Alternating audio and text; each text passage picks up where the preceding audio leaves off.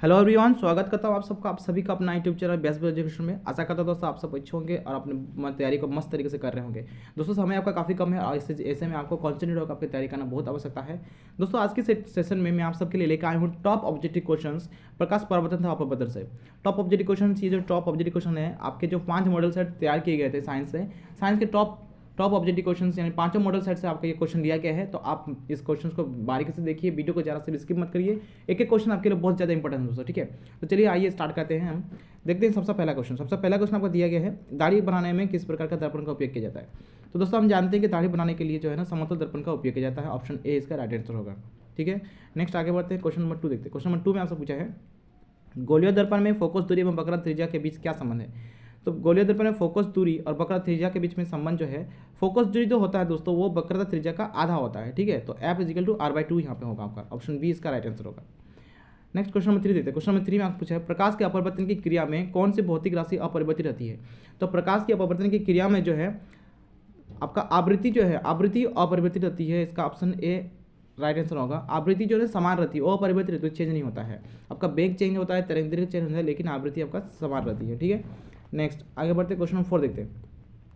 Question number 4 में आपसे पूछा है अवतल दर्पण से परावर्तन के बाद किरण किस बिंदु से होकर गुजरती है। किसी भी दर्पण से जो है ना, कोई किसी भी दर्पण से परावर्तन के बाद किरण वो मुख्य फोकस से होकर गुजरती है, ठीक है।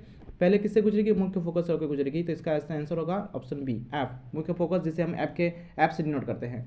तो दोस्तों अवतल दर्पण हो चाहे उत्तल दर्पण, अगर आपको यहाँ पे उत्तल दर्पण पूछे देता है कि उत्तल दर्पण में परावर्तन के बाद किरण किस बिंदु से गुजरेगी, तो उसका भी आंसर हमारा फोकस ही होता है, ठीक है। यानी किसी भी दर्पण में जो है ना परावर्तन के बाद किरणें, प्रकाश की किरणें जो है ना परावर्तन के बाद पहले मुख्य फोकस से गुजरती है। तो ऑप्शन बी इसका राइट आंसर होगा। नेक्स्ट आगे बढ़ते हैं, क्वेश्चन नंबर 5 देखते हैं। क्वेश्चन नंबर 5 में हमसे पूछा है किसी दर्पण से वस्तु को कहीं भी रखने से वस्तु के बराबर आकार का सीधा प्रतिबिंब बनता है तो दर्पण होगा।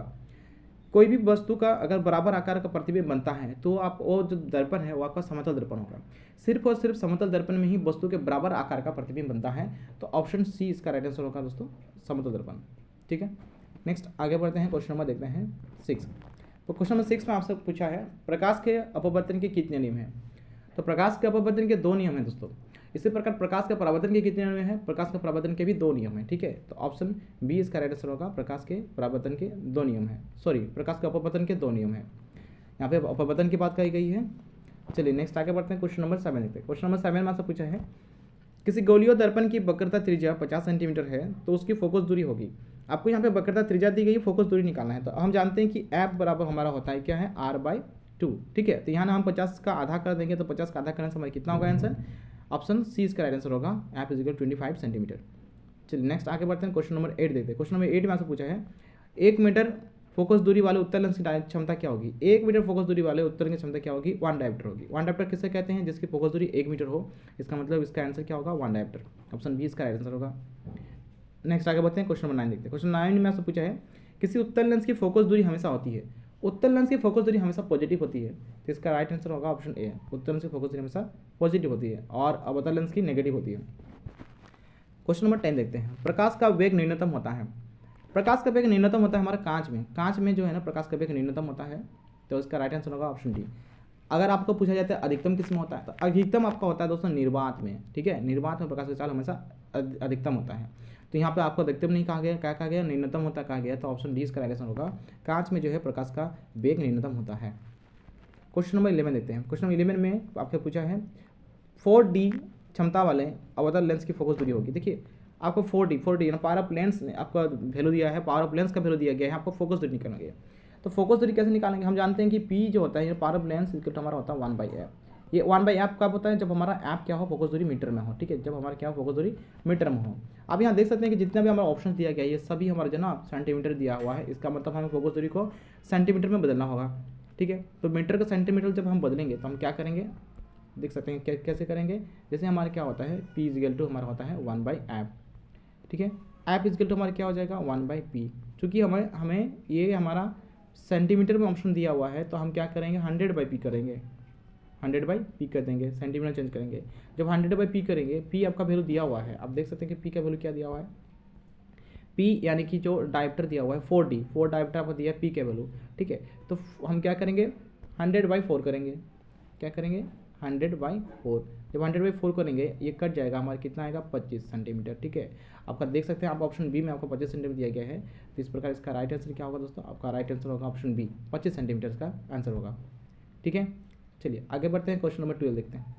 क्वेश्चन नंबर 12 में आपसे पूछा है किसी उत्तल लेंस का फोकस अंतर 50 सेंटीमीटर है तो उसकी क्षमता क्या होगी। देखिए अभी यहाँ पे फोकस दूरी दिया गया है, आपको पावर ऑफ लेंस निकालना है। तो पावर ऑफ लेंस मैंने कहा क्या होता है, P=1 आपका एफ होता है। ये कब होता है, जो मीटर में, लेकिन आप देख सकते हैं कि यहाँ पे सेंटीमीटर में दिया गया है।